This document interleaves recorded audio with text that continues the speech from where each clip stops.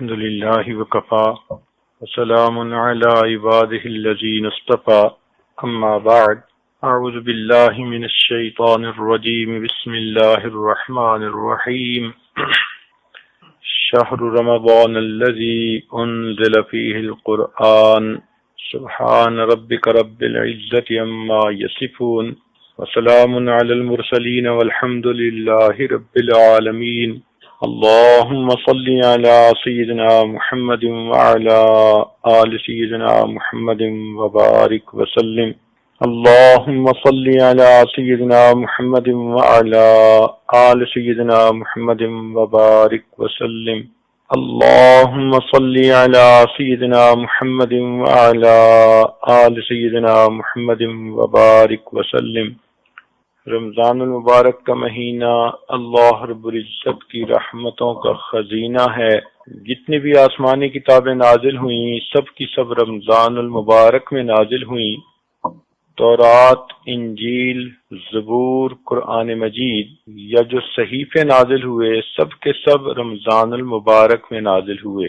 اس لیے یہ مہینہ اللہ رب العزت کی خصوصی رحمتوں کا مہینہ ہے۔ اس کے رحمتوں کی انتہا دیکھیے کہ نبی علیہ الصلوۃ والسلام جو نبی رحمت ہیں وہ اس مہینے کے آنے کا انتظار فرماتے تھے۔ چنانچہ ایک دعا نبی علیہ السلام نے فرمائی، اللہم بارک لنا فی رجب و شعبان وبلغنا رمضان، اے اللہ ہمیں رجب اور شعبان میں برکت عطا فرما اور بخیریت ہمیں رمضان المبارک تک پہنچا۔ اللہ رب العزت کے محبوب جس مہینے تک پہنچنے کی تمنا فرماتے ہوں اس مہینے کی برکتوں کا اندازہ تو اسی سے ہی ہو سکتا ہے۔ کتابوں میں لکھا ہے کہ سلف صالحین 6 مہینے تک رمضان کے آنے کی یعنی دعائیں مانگا کرتے تھے، اور جب رمضان المبارک وہ خوب عبادت کے ساتھ گزار لیتے تو بقیہ 4-5 مہینے اللہ رب العزت سے اس کی قبولیت کی دعائیں مانگتے تھے۔ اس حد تک رمضان المبارک کا ان کے ہاں اہتمام تھا کہ جب کسی بندے کی بزرگی کا بات کرنی ہوتی تو کہتے کہ فلاں بندے نے تو زندگی کے اتنے رمضان گزارے، اس کے تو درجات بہت بلند ہیں۔ امام ربانی حضرت مجدد ثانی رحمۃ اللہ علیہ فرماتے ہیں کہ کشف کی نظر سے اولیاء اللہ نے اللہ تعالیٰ کی رحمتوں کی بارش کو اترتے جب دیکھا تو پتہ چلا کہ سال کے باقی مہینوں کی رحمت دریا کی مانند ہے، جبکہ رمضان المبارک کی رحمتیں سمندر کی مانند ہیں جس کا کوئی کنارہ ہی نظر نہیں آتا۔ اس لیے وہ اپنے ایک مکتوب میں فرماتے ہیں کہ رمضان مبارک کا مہینہ انسان کے باقی سال کے لیے ایک نمونے کی مانند ہے، ایک اسپیسیمن کی مانند ہے۔ جس بندے نے رمضان مبارک جس طرح سے گزارا اللہ تعالیٰ اس کو بقیہ سال اس طرح گزارنے کی توفیق عطا فرما دیتے ہیں۔ مثال کے طور پر اگر کوئی عورت چاہے کہ میں تہجد گزار بن جاؤں تو اس کو چاہیے کہ رمضان المبارک میں تہجد کی پابندی کرے۔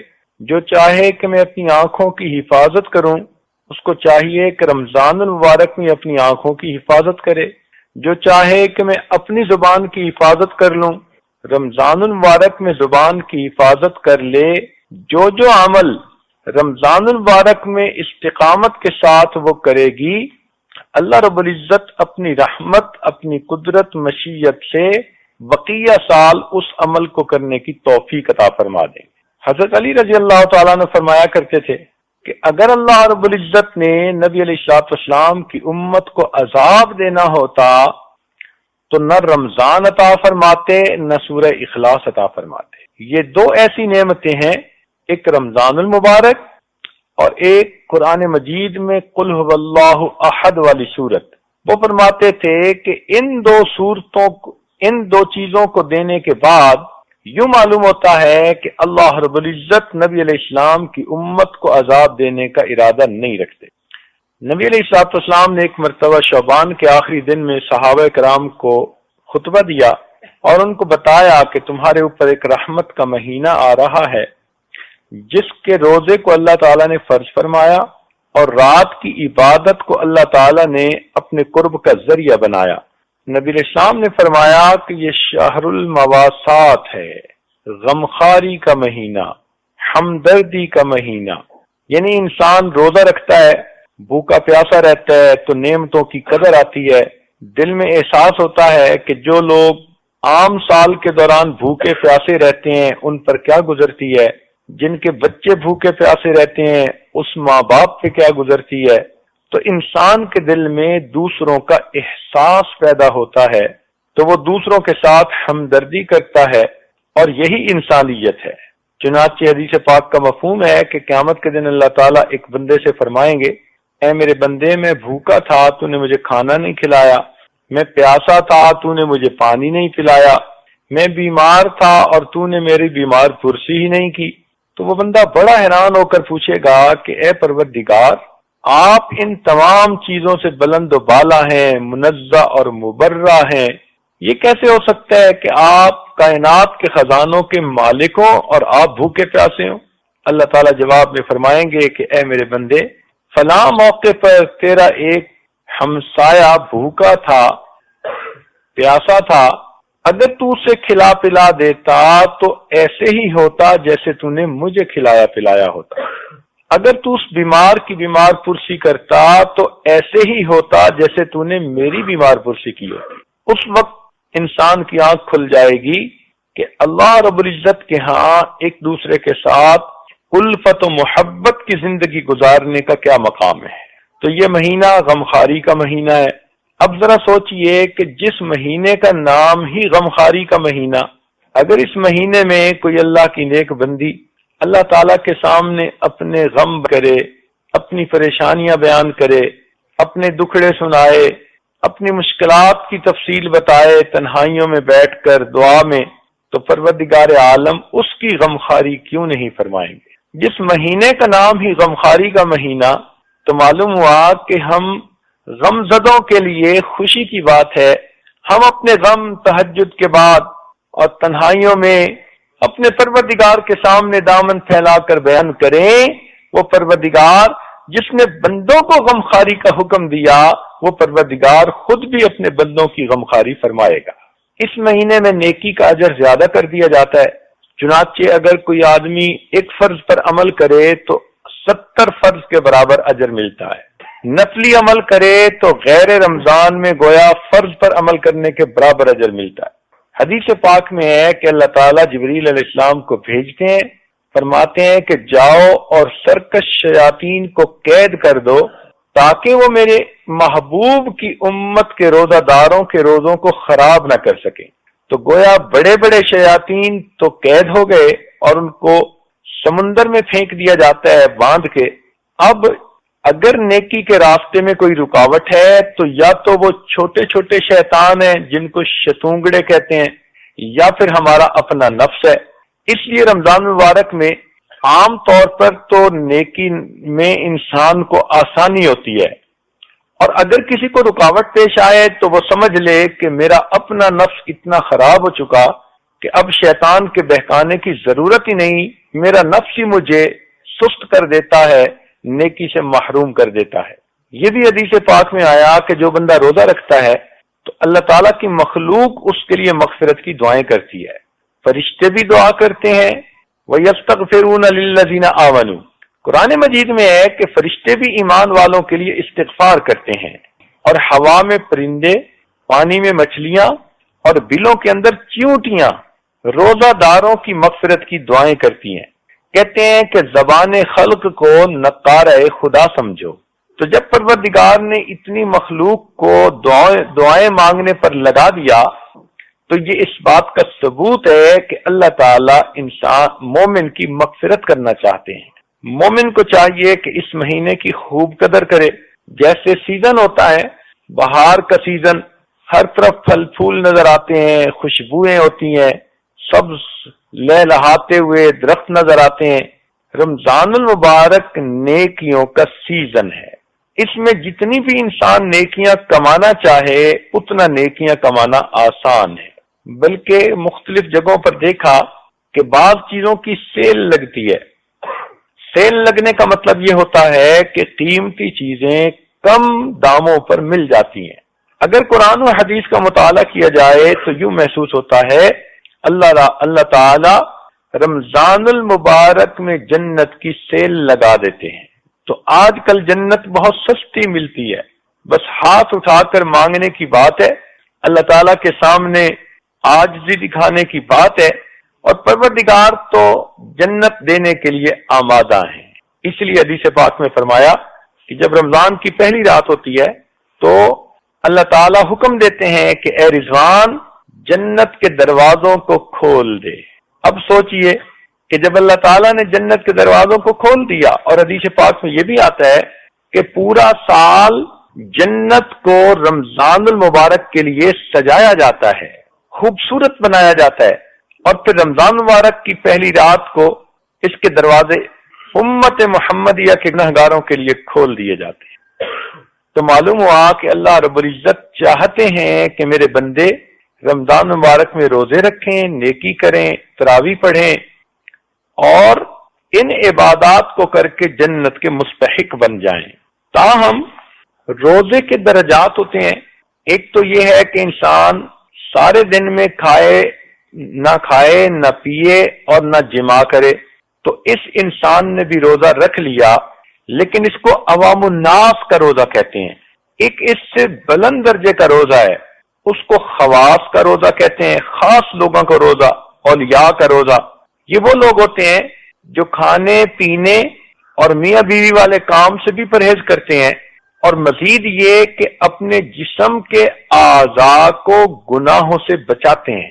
آنکھ کا پرہیز، کان کا پرہیز، زبان کا پرہیز، تو سارے اعضاء کو گناہوں سے بچاتے ہیں، تو ان کا روزہ اور بلند درجے کا روزہ ہوتا ہے۔ اور ایک تیسرا درجہ ہے جس کو کہتے ہیں اقصى الخواص کا روزہ، بہت ہی بڑے اولیاء کا روزہ، عارفین کا روزہ۔ یہ وہ لوگ ہیں جو کھانے پینے اور جماع سے بھی پرہیز کرتے ہیں، جسم کے اعضاء کو گناہوں سے بھی بچاتے ہیں، اور سارے دن میں ایک لمحہ اپنے دل کو اللہ سے غافل بھی نہیں ہونے دیتے۔ یہ سب سے اعلیٰ درجے کا روزہ ہے۔ دیکھیں نا، ایک من وزن ہو لوہے کا، چاندی کا یا سونے کا، تو وزن تو ایک جیسا، لیکن ایک من لوہے کی قیمت اور ہے، چاندی کی قیمت اور ہے، اور سونے کی قیمت کچھ اور ہے۔ تو روزہ تو سب نے ایک ہی دن میں رکھا، مگر جس نے عام لوگوں کا روزہ رکھا اس کو لوہے کا بھاؤ دے دیں گے، جس نے صالحین کا روزہ رکھا اس کو چاندی کا بھاؤ دے دیں گے، اور جس نے عارفین کا روزہ رکھا ان کو سونے کا بھاؤ عطا فرمائیں گے۔ اور اگر روزہ رکھ کر گناہ کرتے رہے، ٹی وی سکرین کے تماشے دیکھے، گانے سنے، غیبتیں کی، لوگوں کے دل دکھائے، تو پھر ایسے پر مٹی کا بھاؤ بھی نہیں لگائیں گے۔ اسی حدیث پاک میں فرمایا گیا کچھ لوگ ایسے ہوتے ہیں جن کو روزہ رکھنے کے بعد بھوکا اور پیاسا رہنے کے سوا کچھ ہاتھ نہیں آتا۔ تو ہمیں چاہیے کہ ہم اپنے روزے کو کامل درجے کا روزہ بنائیں۔ ام المومنین فرماتی ہیں کہ نبی علیہ الصلوۃ والسلام رمضان المبارک میں 3 باتوں میں بہت زیادہ اہتمام فرماتے تھے۔ ایک تو یہ کہ نبی علیہ الصلوۃ والسلام رمضان مبارک میں دعاؤں میں بہت زیادہ گریہ زاری فرماتے تھے، دعاؤں میں بہت زیادہ گریہ زاری فرماتے تھے۔ اور دوسری بات کہ نبی علیہ الصلوۃ والسلام بہت زیادہ عبادت میں مجاہدہ فرماتے تھے۔ اور تیسری بات کہ نبی علیہ الصلوۃ والسلام اپنے اللہ تعالی کے راستے میں مال کو خرچ کرتے تھے کہ جس طرح بھاگنے والا کوئی گھوڑا ہوتا ہے، اس طرح نبی علیہ الصلوۃ والسلام اللہ تعالیٰ کے راستے میں خوب خرچ کیا کرتے تھے۔ تو 3 چیزوں میں بہت واضح تبدیلیاں نظر آتی تھیں۔ تاہم رمضان المبارک میں قبولیت دعا کے بڑے اوقات ہیں۔ ایک بات پہ ذرا غور کیجئے گا، ساری مستورات ذرا توجہ سے بات سنیں، ایک نقطہ سمجھانا مقصود ہے۔ اگر بالفرض کوئی اللہ کا بڑا کامل ولی، کوئی بڑا عارف، کوئی بڑا نیک متقی پاک باز انسان آپ کو یہ بتائے کہ مجھے کشف میں یا خواب میں یہ بتایا گیا ہے کہ اس وقت آپ جو دعا مانگیں گی وہ قبول ہوگی، یہ قبولیت دعا کا وقت ہے. تو یہ بات سن کر آپ کیسے دعا مانگیں گی؟ خوب رو رو کر، بڑی توجہ کے ساتھ، بڑی آہوزاری کے ساتھ اپنے لیے بھی مانگیں گی، گھر بار کے لیے مانگیں گی، رشتہ داروں کے لیے بھی، عام مسلمانوں کے لیے بھی، سب کے لیے آپ اچھی اچھی دعائیں مانگیں گی. اور آپ کہیں گی کہ میں بڑی خوش نصیب ہوں کہ مجھے پتہ چل گیا کہ اس وقت کی دعائیں قبول ہوتی ہیں، اور اس لیے میں جتنی بھی دعائیں مانگ سکتی ہوں اتنی دعائیں میں مانگ لوں. اگر ولی کے کہنے پر آپ کی یہ کیفیت ہے تو ولیوں کے سردار، فرشتوں کے سردار، انبیاء اور رسولوں کے سردار حضرت محمد مصطفیٰ احمد مجتبی صلی اللہ علیہ وسلم نے ارشاد فرمایا کہ روزہ دار آدمی افطار کے وقت میں جو دعا کرتا ہے اللہ تعالیٰ اس کی دعاؤں کو قبول فرماتا ہے. تو اب ہمیں افطار کے وقت کتنے اہتمام سے دعا مانگنی چاہیے. ہماری زبانیں جھوٹی سہی، ہماری زبانیں کالی سہی، مگر محبوب نے سچی زبان سے فرما دیا. اللہ رب العزت ان کی اس سچی زبان کی لاج رکھتے ہوئے ہم گناہگاروں کی جھوٹی زبانوں سے نکلی دعاؤں کو بھی قبول فرما لیں گے. اگر کسی آدمی کا بیٹا کوئی کمٹمنٹ کر دے نا تو باپ اس کی لاج رکھ لیتا ہے. تو کیا خیال ہے کہ اگر نبی علیہ الصلوۃ والسلام نے فرما دیا تو اللہ رب العزت اپنے محبوب کی لاج نہیں رکھیں گے؟ ایک اور نقطہ سمجھ لیجئے کہ شریعت نے حکم دیا کہ اگر کوئی مزدور کسی کے گھر میں مزدوری کرے اور وقت ختم ہو تو اس بندے کو چاہیے کہ وہ اس کا پسینہ خشک ہونے سے پہلے اس کو مزدوری دے دے. اب جب شریعت ہم کمزوروں کو یہ حکم دیتی ہے کہ ہم مزدور کا پسینہ خشک ہونے سے پہلے اس کو مزدوری دے دیں، تو کیا خیال ہے کہ جس بندے نے اللہ رب العزت کے لیے سارا دن مزدوری کی، روزہ رکھا، بھوکا رہا، پیاسا رہا، تکلیف اٹھائی، اب جب اس کی افطاری کا وقت ہوگا تو کیا اللہ تعالیٰ اس کو فوراً مزدوری نہیں عطا فرمائیں گے؟ فرق اتنا ہے کہ جس مزدور کو ہم گھر میں لاتے ہیں کام کرنے کے لیے، ہم اس کے ساتھ مزدوری طے کر لیتے ہیں کہ بھئی اتنا تمہیں دیں گے، تم ہمارا یہ کام کر دو. تو کام کرنے کے بعد ہم اس کو پیمنٹ کر دیتے ہیں. لیکن جو بڑے ہوتے ہیں وہ طے نہیں کرتے، وہ کہتے ہیں جتنا کہو گے دے دیں گے. اسی لیے اللہ رب العزت نے بھی یہی معاملہ فرمایا کہ اے میرے پیارے محبوب کی امت کے روزے دارو، تم میرے لیے روزہ رکھو، اور جب افطاری کا وقت ہوگا تو میں تمہیں منہ مانگا انعام دوں گا. جو تم مانگو گے میں پروردگار تمہارے مانگنے کے مطابق تمہیں عطا کروں گا. مانگنا تمہارا کام ہے اور تمہارے دامن کو بھر دینا یہ میرا کام ہے.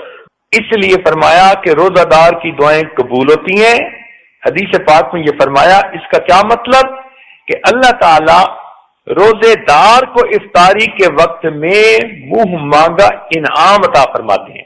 اچھا، اگر کوئی بندہ اس وقت انعام مانگے ہی نہ تو اس کو کیا ملے گا؟ اور ہماری عورتوں کا، بہت ساریوں کا یہی حال کہ افطاری کی چیزیں بنانے میں اور دسترخوان سجانے میں ایسی مشغول ہو جاتی ہیں کہ ان کو بتانا پڑتا ہے کہ جی روزے کی افطاری کا وقت ہو چکا، اب تم بھی افطار کر لو. اس کا مطلب ہے کہ یہ وہ مزدور ہے جس نے مزدوری تو کی، مگر جب دینے والے نے کہا کہ کتنا چاہیے تو اس کو مانگنا ہی یاد نہیں تھا. اس سے بڑی غفلت اور کیا ہو سکتی ہے؟ عورتوں کو چاہیے کہ اپنے خامدوں کو یہ بات سمجھائیں کہ افطاری کی ہر چیز آدھا گھنٹہ وقت سے پہلے تیار ہو کر دسترخوان پہ پہنچ جائے گی، اور آخری آدھا گھنٹہ بجائے اس کے کہ ہم کچن میں چولہے پہ کھڑی ہوں اور کبھی ایک چیز تلی جا رہی ہے، کبھی دوسری چیز پک رہی ہے، اس میں لگنے کی بجائے یہ آدھا گھنٹہ، یہ 20 منٹ، یہ 15 منٹ مصلی پر بیٹھ کر اللہ رب العزت سے دعائیں مانگیں. عورتیں اپنے گھر کے سب بچوں کو اپنے پاس بٹھا لیا کریں اور معصوم بچوں کو کہیں کہ وہ بھی ہاتھ اٹھائیں اور دعا مانگیں. اگر بڑوں نے گناہ کیے تو چھوٹے تو معصوم ہیں، کیا پتا ان کے معصوم ہاتھوں کے اٹھنے پر ہی اللہ کو رحم آ جائے اور اللہ تعالیٰ آپ کی دعاؤں کو قبول فرما لے. تو اس لیے عورتوں کو چاہیے کہ افطاری کے اس وقت کی قدر کریں، اور اگر کسی گھر میں ایک ہی عورت ہے اور اس کے لیے کھانا پکانا بنانا بھی ضروری ہے، تو دعا تو دل سے مانگی جاتی ہے، ہاتھ سے تو نہیں مانگی جاتی۔ ہاتھ کام کاج میں مشغول ہوں اور اس حالت میں بھی آپ اپنے دل ہی دل میں اللہ سے دعا مانگ رہی ہو، تو گویا آپ بھی اپنے رب سے اس وقت میں منہ مانگا انعام حاصل کر سکتی ہیں۔ اچھا، آپ سے اگر کوئی پوچھے کہ آپ کی کوئی پریشانی ہو تو اس کو ختم کر دیتے ہیں، تو آپ سب سے پہلے بتائیں گی جی میری یہ بھی پریشانی، یہ بھی پریشانی، یہ بھی پریشانی، ایک فہرست گنوا دیں گی پریشانیوں کی، اور پھر کہیں گی کہ اگر یہ سب پریشانیاں ختم ہو جائیں تو بس مجھے سکھ کا سانس نصیب ہو جائے۔ تو جب اللہ تعالیٰ منہ مانگا انعام دینا چاہتے ہیں تو آپ افطاری کے وقت میں اپنے سب دکھ، اپنے سب غم، اپنی سب پریشانیاں اپنے رب کو سنایا کریں، اپنے رب کے سامنے پیش کیا کریں۔ سارا سال جو آپ دوسروں کے سامنے اپنے دکھڑے روتی ہیں، خامد اچھا سلوک نہیں کرتا، مجھ پہ توجہ نہیں دیتا، خامد کی توجہ باہر کسی طرف ہے، خامد کاروبار نہیں کرتا، اگر یہ دکھڑے آپ نے سارا سال مخلوق کے سامنے کرنے ہیں تو مخلوق تو خود محتاج ہے، جس کے سامنے آپ دکھ کہہ رہی ہوتی ہیں وہ خود دکھوں والی ہوتی ہے، تو اس کا کیا فائدہ؟ اب آپ اپنے دکھ اس پروردگار کے سامنے کہیں گی جو سب کے دکھوں کو دور کرنے والا اور سب کی پریشانیوں اور مشکلات کو حل کرنے والا ہے۔ لہذا افطاری کے اس وقت میں آپ اپنی زندگی کی اور آخرت کی بہتری کے لیے خوب دل کھول کے دعا مانگا کریں۔ وہ ایک آدمی نے کہا اے اللہ مجھے آپ اتنے بلین ڈالر عطا کر دیجئے، تو سننے والے نے کہا وہ اتنے زیادہ؟ اس نے کہا بھائی آپ سے نہیں مانگے، پروردگار سے مانگے ہیں۔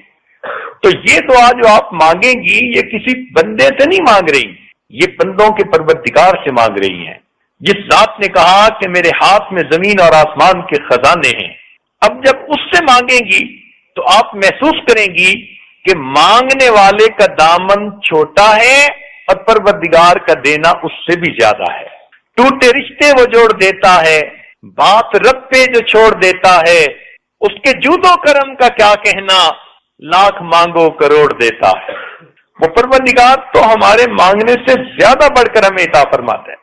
نبی علیہ السلام نے ارشاد فرمایا للصائم فرحتان، کہ روزہ دار کے لیے دو خوشیاں ہوتی ہیں، فرحت عند الافطار، ایک تو جب روزے کی افطاری کا وقت ہوتا ہے اس وقت اس کو خوشی ملتی ہے، ایک خوشی تو یہ کہ روزے کی عبادت مکمل ہوئی، اور دوسری خوشی یہ کہ اس وقت کی دعائیں قبول ہوتی ہیں، اور ایک فرمایا فرحت عند لقاء الرحمن، کہ جب قیامت کے دن روزے دار آدمی اللہ رب العزت سے ملے گا تو اس وقت بھی اس کو خوشی نصیب ہوگی۔ کیوں خوشی ہوگی؟ اللہ رب العزت اس کا استقبال فرمائیں گے۔ چنانچہ حدیث پاک میں ہے کہ کچھ لوگ ایسے ہوں گے قیامت کے دن اللہ تعالیٰ کے سامنے کھڑے ہوں گے، یہ اللہ تعالیٰ کو دیکھ کر مسکرائیں گے اور پروردگار ان کو دیکھ کر مسکرائیں گے اور ان کا استقبال فرمائیں گے۔ اچھا ذرا غور کریں، اگر رشتہ داروں میں کوئی ایسا گھر ہے کہ وہ عورتیں آپ کے ساتھ اچھا سلوک نہیں کرتی، اب حامد آپ کو کہے کہ چلو اس گھر چلنے، تو آپ انکار کریں گی، آپ کہیں گی مجھے تو وہاں نہیں جانا، آپ نہ بولیں گی، کہیں گی کہ وہ تو عورتیں مجھ سے کلام کر کے راضی نہیں، وہ تو مجھ سے بات کر کے راضی نہیں، وہ تو مجھے ذرا سلوک نہیں دیتی، میرے لیے تو وہاں 5 منٹ گزارنے مصیبت ہے، میں تو اس گھر میں جانا ہی نہیں چاہتی۔ تو جس گھر کی عورتیں آپ کا استقبال نہیں کرتی، آپ سے اچھا سلوک نہیں کرتی، آپ وہاں جانا ہی پسند نہیں کرتی۔ اور اگر کہیں آپ کا بہت قرب کا تعلق ہے، محبت کا تعلق ہے، خامد جانا نہیں چاہتا، آپ مجبور کر کے لے جائیں گی کہ جی فلاں گھر والوں نے دعوت دی ہے تو مجھے تو وہاں ضرور ہی جانا ہے، انہوں نے بلایا ہے۔ تو جو آپ سے محبت کا سلوک کرتی ہیں آپ ضد کر کے وہاں پہنچتی ہیں، اور جو نہیں کرتی کہنے کے باوجود آپ وہاں نہیں جاتی۔ تو اگر دنیا میں یہ معاملہ ہے تو سوچئے کہ قیامت کے دن 2 حال میں انسان اللہ تعالیٰ کے سامنے پیش ہوگا، ایک تو نیکوکار بن کر جو اللہ رب العزت کا دیدار کرے گا اور پروردگار خوشی سے اس کا استقبال کریں گے، اور دوسرا ایک گناہگار کی شکل میں۔ اور گناہگار کیسے قیامت کے دن پیش ہوگا؟ قرآن مجید میں فرما دیا وَلَوْ تَرَىٰ إِذِ الْمُجْرِمُونَ نَاكِسُو رُءُوسِهِمْ عِندَ رَبِّهِمْ، اگر تم دیکھ سکتے کہ کافر قیامت کے دن کس حال میں اللہ کے سامنے پیش ہوں گے، ان کے سر جھکے ہوں گے اور وہ رب کے سامنے اپنی نگاہیں اٹھا بھی نہیں سکیں گے۔ اب ہم سوچیں کہ ہم ان دونوں میں سے کس حالت میں اللہ تعالیٰ کے سامنے پیش ہونا چاہتے ہیں، تو دل سے جواب آئے گا کہ نہیں، ہم تو اللہ تعالیٰ سے اس کے محبوب بندے، مقبول بندے، اس کے دوست بن کر پیش ہونا چاہتے ہیں۔ تو پھر اس کا آسان طریقہ کہ ہم اپنے روزے کو صحیح انداز آداب سے رکھیں اور افطاری کے وقت میں دعا مانگیں کہ اللہ ہمیں یہاں پر مغفرت عطا کر کے خوشی عطا فرما، اور جب آپ کے پاس قیامت کے دن حاضری ہو تو اللہ وہاں بھی مسکرا کر ہمیں اپنی تجلی نصیب فرما۔ چنانچہ کتنے لوگ ہوں گے جو قیامت کے دن اللہ تعالیٰ کا دیدار کریں گے، وجوہ یومئذ ناظرہ الی ربہا ناظرہ، کیسے خوش نصیب لوگ ہوں گے، ان کو اللہ تعالیٰ کا دیدار نصیب ہوگا قیامت کے دن۔ اس لیے حدیث پاک میں آتا ہے کہ جنت کے دروازوں میں سے ایک دروازہ ہے جس کا نام باب الریان ہے۔ یہ اسپیشل دروازہ ہے جس سے وہ لوگ داخل ہوں گے جو دنیا میں آداب اہتمام کے ساتھ اپنے روزوں کو مکمل کیا کرتے تھے۔ اس کی مثال یوں سمجھ لیں کہ جیسے آپ کسی ملک میں اتریں تو وہاں پر کسٹم والے، وہاں پر امیگریشن والے ہوتے ہیں، انہوں نے لائنیں بنائی ہوئی ہوتی ہیں، تو بیرون ملک کے لوگوں کے لیے علیحدہ لائنیں، اور جو ملکی لوگ ہوتے ہیں، مواطن ہوتے ہیں، ان کے لیے علیحدہ لائن۔ تو مواطن لوگ بہت جلدی نکلتے چلے جاتے ہیں، نہ ان کو کاغذ بھرنے پڑتے ہیں، نہ کچھ اور زیادہ سلسلہ، نہ پوچھ گچھ ہوتی ہے، نہ کوئی ویزے کی چیکنگ، بس پاسپورٹ وہ دکھاتے ہیں اور ٹھپا لگتا ہے اور وہ سیدھا چلتے چلے جاتے ہیں، تیز لائن ہوتی ہے۔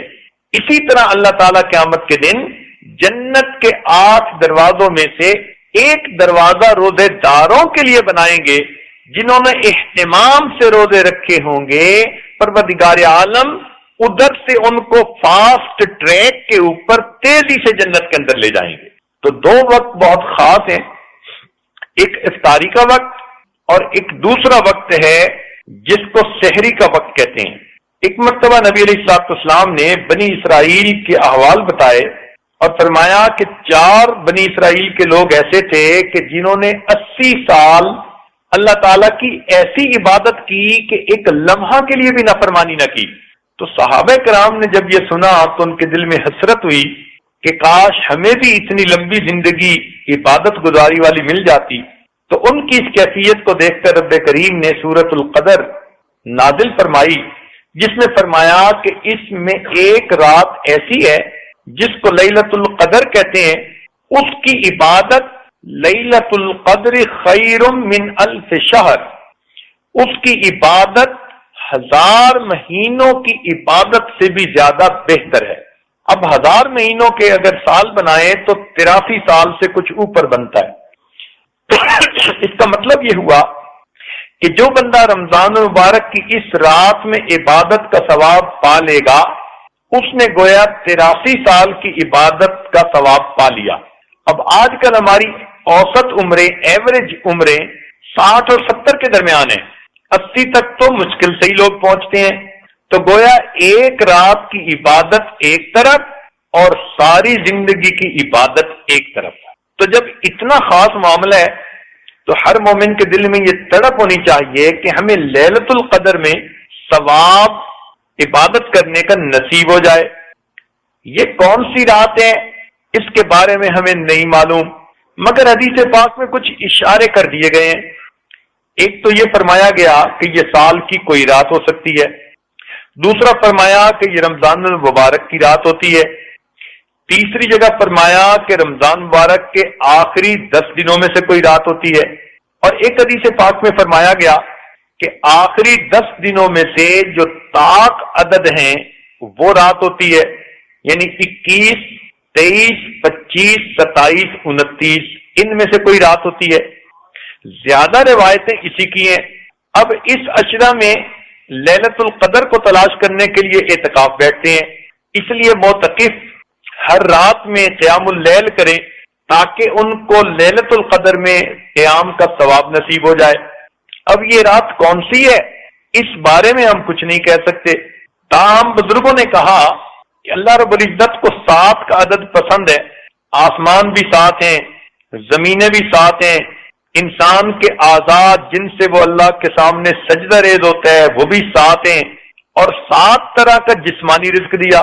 فَأَنبَتْنَا فِيهَا حَبًّا وَعِنَبًا وَقَضْبًا وَزَيْتُونًا وَنَخْلًا وَحَدَائِقَ غُلْبًا۔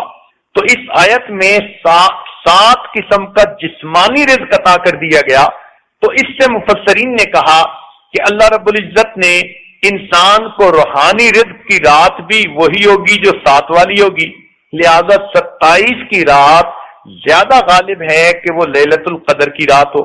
بعض مفسرین نے اس میں ایک نقطہ اور دے دیا، وہ فرماتے ہیں کہ دیکھو لیلۃ القدر کا جو لفظ ہے نا، اس میں 9 حروف ہیں، اور اللہ تعالیٰ نے اس کو 3 دفعہ اس صورت میں فرمایا، انا انزلناہ فی لیلۃ القدر وما ادراک ما لیلۃ القدر لیلۃ القدر خیر من الف شہر۔ تو 9 حروف ہیں اور 3 مرتبہ لفظ استعمال ہوا، تو معلوم ہوتا ہے کہ 27 کی رات وہ لیلۃ القدر کی رات ہوتی ہے۔ اس رات میں اللہ رب العزت کی طرف سے بڑی مومنوں کے لیے رحمتیں اور برکتیں ہوتی ہیں، چنانچہ مومنوں پر اللہ تعالیٰ کی طرف سے سلام اترتے ہیں، سلامتی کے پیغام جبریل علیہ السلام فرشتوں کراتے ہیں، اور اس رات میں عبادت کرنے والوں سے مصافحہ کرتے ہیں۔ کتابوں میں لکھا ہے کہ اس رات میں کوئی آدمی ویسے ہی جاگ رہا ہو تو فرشتہ اس سے مصافحہ کرتا ہے، اور اگر کوئی آدمی اللہ کا ذکر کر رہا ہو جاگتے ہوئے تو جبریل علیہ السلام اس سے مصافحہ کرتے ہیں، اور اگر کوئی آدمی نماز پڑھ رہا ہو تو پھر اس نماز پڑھنے والے کو اللہ رب العزت سلام بھیجتے ہیں۔ یہ اس امت کی خوش نصیبی ہے کہ اس امت کو اللہ تعالیٰ کی طرف سے سلام بھیجے گئے، حالانکہ یہ اولو العزم انبیاء کو نعمتیں نصیب ہوئیں۔ دیکھیے حضرت نوح علیہ السلام کے بارے میں اللہ فرماتے ہیں سلام علی نوح فی العالمین، تو ان پر سلام بھیجے گئے۔ ابراہیم علیہ السلام کے بارے میں فرمایا سلام علی ابراہیم، تو ان پر بھی سلام بھیجے گئے۔ اسی طرح حضرت موسیٰ علیہ السلام، عیسیٰ علیہ السلام پر سلام، خود عیسیٰ علیہ السلام نے فرمایا والسلام علی یوم ولدت و یوم اموت و یوم ابعث حیا۔ اللہ تعالیٰ نے نبی علیہ السلام پر سلام بھیجے۔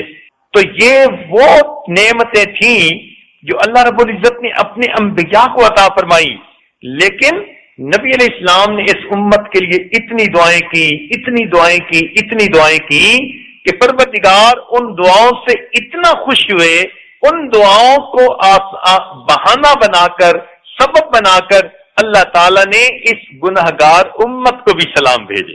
تنزل الملائکۃ والروح فیہا باذن ربہم من کل امر سلام۔ دیکھیے اس گنہگار امت پر بھی اللہ کی طرف سے سلامتی نازل ہو رہی ہے، لہذا پتہ چلا کہ اللہ رب العزت اس امت کو نعمتیں عطا فرمانا چاہتے ہیں اور اس امت کا اکرام کرنا چاہتے ہیں۔ چنانچہ اس امت کو بھی اللہ تعالیٰ نے وہی پروٹوکول دے دیا جو پہلے وقت کے اولو العزم انبیاء کو ملا کرتا تھا۔ حدیث پاک میں آتا ہے کہ جب وہ رات آتی ہے تو جبریل علیہ السلام 4 جھنڈے لے کر اترتے ہیں، اور ایک جھنڈا جس کو لوائے رحمت کہتے ہیں، رحمت کا جھنڈا، وہ بیت اللہ پر نصب کر دیتے ہیں۔ ایک کو لوائے مغفرت کہتے ہیں، مغفرت کا جھنڈا وہ مسجد نبوی پر نازل کر لگا دیتے ہیں، اور ایک لوائے کرامت ہے اس کو بیت المقدس پر کر دیتے ہیں، اور ایک لوائے حمد ہے اس کو زمین اور آسمان کے درمیان میں نصب کر دیتے ہیں۔ اور پھر اس امت محمدیہ کے وہ لوگ جو اس رات میں بیٹھے ہوئے دعائیں کرتے ہیں، یہ فرشتے ان کی دعاؤں پر آمین کہتے ہیں۔ اب سوچئے اللہ تعالیٰ کے فرشتے اگر ہماری دعاؤں پر آمین کہہ دیں تو پھر کیا بات ہے۔ اب بھی نہ ہو قبول تو قسمت کی بات ہے، اب بھی نہ ہو قبول تو قسمت کی بات ہے، آمین کہہ رہے ہیں وہ میری دعا کے ساتھ۔ تو ہماری دعاؤں پر اللہ کے فرشتے آمین کہیں، اس سے بڑھ کر ہمارے لیے اور کیا بڑی نعمت ہو سکتی۔ اس لیے حدیث پاک میں آتا ہے کہ جن دنیا میں روزے رکھیں گے، جب اللہ تعالیٰ کے ہاں جائیں گے اور باب الریان میں سے ان کو گزاریں گے تو فرشتے ان کو کہیں گے کلوا واشربوا ہنیئا بما اسلفتم فی الایام الخالیہ۔ تو مفسرین نے ایک تفسیر یہ بھی لکھی کہ یہ وہ روزہ دار ہوں گے جو اللہ کے لیے بھوکے رہے پیاسے رہے، پروردگار ان کو خوشخبریاں دیں گے، فرشتے کہیں گے او دنیا میں اللہ کے لیے بھوکے رہنے والوں، او پیاسے رہنے والوں، آؤ جنت کی نعمتیں تمہارے لیے ہیں، کلوا واشربوا ہنیئا بما اسلفتم فی الایام الخالیہ۔ اب دل تو چاہتا ہے ہر بندے کا کہ لیلۃ القدر میں عبادت کی ہمیں سعادت نصیب ہو، لیکن وہ نعمتیں کب نازل ہوتی ہیں، رحمتیں کب نازل ہوتی ہیں، جبریل علیہ السلام کب نازل ہوتے ہیں، ہمیں اس بات کا پتہ نہیں۔ تو ممکن ہے ہم 11 بجے تک عبادت کریں اور یہ رحمتوں کا نزول اس کے بعد ہو، ممکن ہے کہ ہم 12 بجے تک عبادت کریں اور ان خاص رحمتوں کا نزول اس کے بعد ہو، ممکن ہے ہم 2 بجے تک عبادت کریں اور ان رحمتوں کا نزول اس کے بعد شروع ہو۔ تنزل الملائکہ، جب ملائکہ نازل ہوتے ہیں، اب کب نازل ہوتے ہیں ہمیں اس کا تو پتہ نہیں ہے، لیکن قرآن مجید سے ایک اشارہ ملتا ہے اور وہ بڑا مزے کا ہے۔ پروردگار عالم نے ایک طرف تو بات چھپائی مگر دوسری طرف بندوں کو راہ بھی دکھائی۔ جیسے ماں بچے کو کچھ دینا چاہتی ہے تو چھپا دیتی ہے مگر کچھ ڈائریکشن بھی دے دیتی ہے، دل میں ہوتا ہے کہ میں نے اس کو محروم تو نہیں کرنا، تھوڑی سی کوشش کرے گا تو اس کو مل جائے، تو ایک طرف تو چھپا بھی دیتی ہے اور دوسری طرف اشارے سے بتا بھی جاتی ہے۔ یوں ہی لگتا ہے کہ اللہ تعالیٰ بندوں پر اتنے مہربان ہے کہ لیلۃ القدر کو ایک طرف تو چھپا دیا کہ اس کو تم ڈھونڈنے کے لیے اعتکاف میں بیٹھو، راتوں کو جاگو، مگر دوسری طرف اشارہ بھی کر گئے۔ یہ اوپن سیکرٹ ہے پروردگار کا، کہنے کو تو راز ہے مگر اس راز کو ایک طرف سے بتا بھی گئے۔ وہ کیا کہ پروردگار نے یہ بتا دیا کہ جب وہ فرشتے نازل ہوتے ہیں، برکتیں نازل ہوتے ہیں، ہی حتی مطلع الفجر، وہ رحمتیں اور برکتیں طلوع فجر تک نازل ہوتی رہتی ہیں۔ اب ہمیں یہ تو نہیں پتا کہ وہ کس رات میں کب شروع ہوگی، لیکن اتنا پتا ہے کہ جو رات بھی ہوگی اور جب بھی اس میں وہ رحمتیں نازل ہوں گی تو وہ رحمتیں سحری کا وقت ختم ہونے تک جاری رہیں گی۔ اب یہاں سے ہمیں ایک نقطہ مل گیا کہ اگر ہم روزہ رکھنے کے لیے 1 گھنٹہ پہلے اٹھ جائیں وقت ختم ہونے سے، اور اس میں ہم آدھا گھنٹہ اپنے روزہ رکھنے میں لگا لیں، کھانے پینے میں استعمال کر لیں، اور جو آخری آدھا گھنٹہ ہے اگر ہم اس کو اللہ تعالیٰ کی عبادت میں، تلاوت میں، ذکر میں اور دعائیں مانگنے میں لگا دیں، تو جب بھی وہ رمضان کی رات ہوگی، چونکہ اس کی رحمتیں مطلع فجر تک رہنی ہے، یعنی جو آخری وقت ختم ہوتا ہے کھانے پینے کا اس وقت تک رحمتیں نازل رہتی ہیں، تو گویا اس آخری گھنٹے میں رمضان کے 30 دن جو عبادت عورت کر لے گی اس کو گویا لیلۃ القدر کی ان خاص رحمتوں کے وقت میں عبادت کرنے کا اجر نصیب ہو جائے گا۔ اور عام طور پر آپ دیکھیں گی کہ شیطان اور نفس ایسے مکار ہیں کہ بس ایسی نیند طاری کر دیتے ہیں، مردوں کو کہیں گی بھی صحیح عورتیں اٹھیں، اچھا اٹھتا ہوں، اور کوئی آدھا گھنٹہ پہلے اٹھے گا، کوئی 15 منٹ پہلے اٹھے گا، کوئی 10 منٹ پہلے اٹھے گا اور پانی کا گھونٹ پی کے کہہ لے گا چلو روزہ رکھ لیا۔ تو نبی علیہ السلام نے فرمایا ہمارے اور اہل کتاب کے روزوں میں فرق یہ ہے کہ وہ بغیر سحری کے روزہ رکھتے تھے اور ہم لوگ سحری کے ساتھ روزہ رکھتے ہیں۔ تو ایک تو وہ کھانا ویسے ہی عبادت کا کھانا، اور دوسرا اس وقت میں اللہ تعالیٰ کی طرف سے وہ خاص رحمتیں ہوتی ہیں، لہذا عورتوں کو چاہیے کہ افطاری کے وقت کی بھی قدر کریں اور سحری کے جو آخری آدھا گھنٹے اس کی بھی قدر کریں۔ جن کو بھی کھانا کھانا ہے ان کا کھانا دسترخوان پہ آپ 1 گھنٹہ پہلے رکھ دیجئے، اب وہ اس کو جب کھانا چاہیں کھا لیں، آپ اپنے آخری گھنٹے میں مصلی پہ آ جائیں۔ عائشہ صدیقہ رضی اللہ عنہا نے پوچھا اے اللہ کے نبی اگر میں لیلۃ القدر پاؤں تو کیا دعا کروں؟ دیکھو امت پر ان کا کتنا بڑا احسان ہے۔ نبی علیہ السلام نے فرمایا کہ اگر تم لیلۃ القدر پاؤ تو یہ دعا مانگنا اللہم انک عفو تحب العفو فاعف عنی، اے اللہ آپ تو معاف کرنے والے ہیں، معاف کرنے کو پسند فرماتے ہیں، اے اللہ مجھے بھی معاف فرما دیجیے۔ تو یہ اتنی پیاری دعا ہے کہ آپ اس کو کم از کم جو ہے کئی مرتبہ اس وقت میں مانگ سکتی ہیں۔ تو اس آخری وقت میں کچھ استغفار کی تسبیح پڑھ لی، درود پاک پڑھ لیا، کلمہ پڑھ لیا، اور لا الہ الا انت سبحانک انی کنت من الظالمین چند مرتبہ یہ پڑھ لیا اور یہ دعا مانگ لی اور اس کے بعد ویسے بیٹھ کر اللہ سے دعائیں مانگی، تو یہ روزانہ کا سحری کے وقت کا آدھا گھنٹہ 15 منٹ اگر اس کو آپ مصلی پہ گزارنے کی جو ہے عادت بنائیں گی تو یقیناً آپ کو لیلۃ القدر میں عبادت کا اجر نصیب ہوگا۔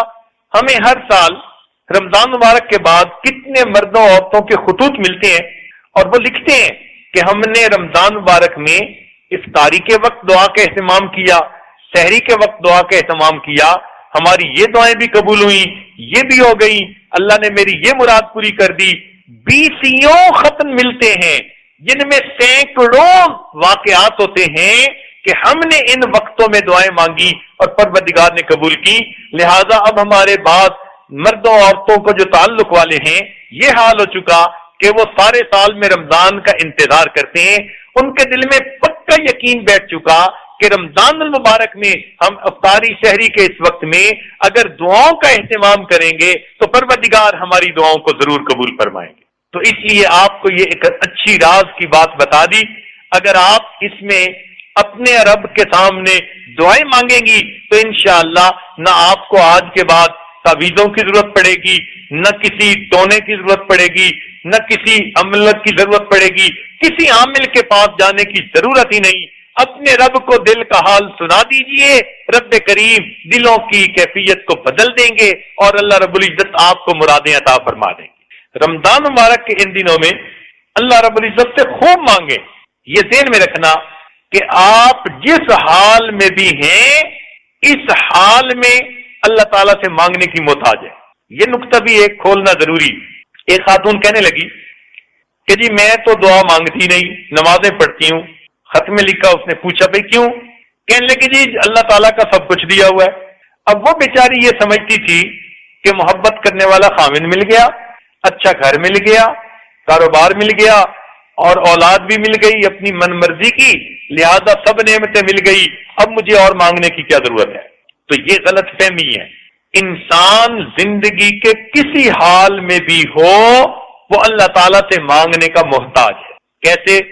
یا تو وہ آدمی اللہ تعالیٰ کی نیکی والی زندگی گزار رہا ہوگا، تو اگر کوئی آدمی نیکی پرہیزگاری کی زندگی گزار رہا ہے تو وہ اس بات کا محتاج ہے کہ اپنے ان عملوں کی قبولیت کی دعا اللہ سے مانگے۔ بھئی نیک عمل کر لینے سے تو کام نہیں ہو جاتا جب تک کہ وہ اللہ کے ہاں قبول نہ ہو۔ تو جو آدمی نیکی کے حال میں ہے وہ اللہ رب العزت سے اس نیکی کی قبولیت کی دعا مانگنے کا محتاج ہے۔ جو آدمی گناہوں میں پھنسا ہوا ہے وہ اللہ تعالیٰ سے توبہ کی توفیق مانگنے کا محتاج ہے، اے اللہ مجھے ان گناہوں سے توبہ کی توفیق عطا فرما۔ کوئی آدمی اگر خوشحالی کی کیفیت میں ہے، کھلا رزق ہے، عزتیں ہیں، خوشیاں ہیں، تو وہ اللہ تعالیٰ کا شکر ادا کرنے کا محتاج ہے۔ اس لیے کہ اگر شکر کریں گے تو اللہ ان نعمتوں کو سلامت رکھیں گے، بڑھائیں گے۔ وَلَئِن كَفَرْتُمْ، اگر ناشکری کریں گے، إِنَّ عَذَابِي لَشَدِيدٌ، جو پروردگار نعمتیں دینا جانتا ہے وہ پروردگار نعمتیں لینا بھی جانتا ہے۔ تو اگر کوئی خوشحالی کے حال میں ہے تو وہ اللہ تعالیٰ سے شکر ادا کرے تاکہ اللہ تعالیٰ اسی حال میں پوری زندگی اس کو عطا فرما دے۔ اور کوئی اگر تنگ دستی کے حال میں ہے تو وہ اللہ تعالیٰ کے سامنے صبر کرے اور دعائیں مانگے تاکہ پروردگار اس کو صبر عطا فرما دے اور اللہ تعالیٰ اس کی تنگ دستی اور مشکل کے حالات کو آسان فرما دے۔ تو معلوم ہوا کہ انسان دنیا میں کسی حال میں بھی ہو وہ اللہ تعالیٰ سے مانگنے کا محتاج ہے۔ تو جب اللہ تعالیٰ سے مانگنا ہی ہے تو پھر خوب مانگیں۔ رمضان مبارک کا مہینہ اللہ تعالیٰ کو حال دل سنانے کا مہینہ ہے، اللہ تعالیٰ کو منانے کا مہینہ ہے۔ اس مہینے میں اللہ تعالیٰ کو خوب منا لیجئے، دعائیں مانگیے، لمبے سجدے کیجئے، اللہ تعالیٰ کے سامنے لمبے نمازیں پڑھیے، تلاوت کے بعد مانگیے۔ مانگنا ہمارا کام ہے، پروردگار عطا فرما دیں گے، وہ تو پروردگار دینا چاہتے ہیں۔ ذرا ایک توجہ سے بات اور بھی سنتی جائیے، آپ کو بہت کام آئے گی کہ اگر اللہ تعالیٰ نے آپ کو شادی کے بہت سالوں کے بعد، بڑی دعاؤں کے بعد، بڑی تمناؤں کے بعد خوبصورت بیٹا عطا کیا تو اب آپ کو بیٹے سے کتنی محبت ہوتی ہے۔ اتنی محبت کہ آپ بیٹے پہ جان چھڑکتی ہیں، بیٹے کا دکھ برداشت نہیں کر سکتی، ذرا تکلیف ہو تو آپ کو ایسے لگتا ہے کہ جیسے میرے اپنے ساتھ کچھ ہو رہا ہے، بیٹے کے ساتھ آپ کو اتنا پیار۔ اب بتائیے کہ اگر آپ کا وہ 2-3 سال کا چھوٹا پیارا معصوم سا بچہ ہے، اگر کوئی بندہ اس بچے کے لیے بد دعا مانگے تو آپ سننا برداشت کریں گی؟ ہرگز نہیں۔ کوئی بد دعا مانگ کے تو دیکھے، فوراً بولیں گی کون ہوتے ہو میرے بیٹے کے لیے بد دعا کرنے والے؟ آپ برداشت کر ہی نہیں سکتی، چاہے وہ آپ کا کتنا قریبی رشتہ دار کیوں نہ ہو۔ آپ فوراً کہیں گی خبردار میرے بیٹے کے لیے ایسے لفظ استعمال کیے۔ آپ بیٹے کو سینے سے لگائیں گی اور کہیں گی اللہ اس کو بد دعا سے بچائے۔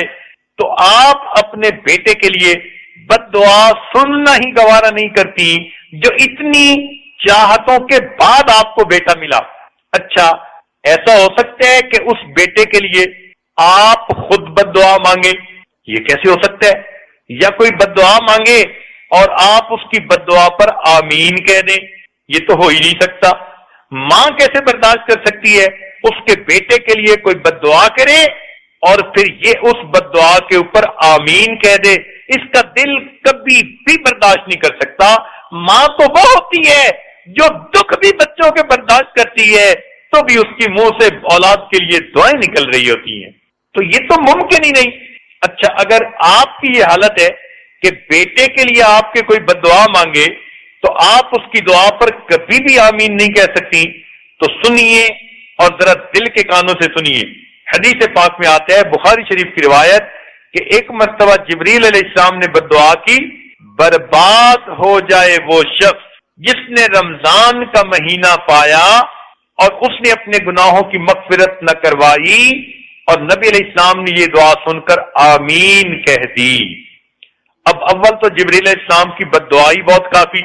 آپ بد دعا سے کتنا ڈرتی ہیں؟ عام سی عورت اگر کوئی بد دعا کر دے تو آپ کہتی ہیں اس کو دے دو، بد دعا نہ دے دے۔ فقیر کی بد دعا سے ڈرتی ہیں، غریب کی بد دعا سے ڈرتی ہیں، اتنا بڑا حق چھوڑ دیتی ہیں بد دعا سے ڈرتے ہوئے۔ تو اگر عام گناہگار بندے کی بد دعا سے آپ اتنا ڈرتی ہیں تو جبریل علیہ السلام تو اللہ کے مقرب فرشتے ہیں، پھر ان کی بد دعا سے کیوں نہیں ڈرتی ہیں؟ اور پھر جبریل علیہ السلام کی بد دعا پر اللہ کے محبوب نے آمین کہہ دیا، اب اس بد دعا سے کیوں نہ ہم ڈریں؟ سمجھ نہیں